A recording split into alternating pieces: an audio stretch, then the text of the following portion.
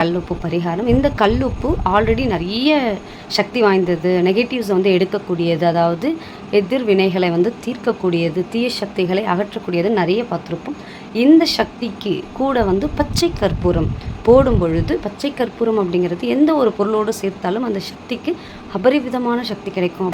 கல்லுப்பு வந்து பச்சை கற்பூரத்தோடு சேர்க்கும் பொழுது மகா சக்தியாக வந்து வெளிப்படும். அது கூடவே 5 கருமிளகு. இந்த மிளகு அப்படிங்கிறது பார்த்திங்க அப்படின்னா காய்கல்ப மூலிகை அப்படின்னு சொல்லுவோம்.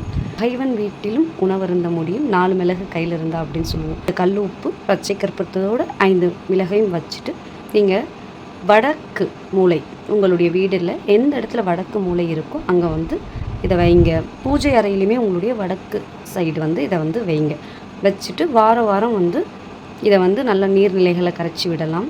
வாரம் புதுப்பிச்சுட்டு வரலாம். உங்கள் வீட்டில் நல்ல ஒரு ஐஸ்வர்யம் இருக்கும், கண் திருஷ்டி இருக்கவே இருக்காது, நல்ல ஒரு நேர்மறை பாசிட்டிவிட்டி கிடைக்கும். கல்லுப்பு பரிகாரத்தை கண்டிப்பாக செஞ்சு பாருங்கள். நன்றி.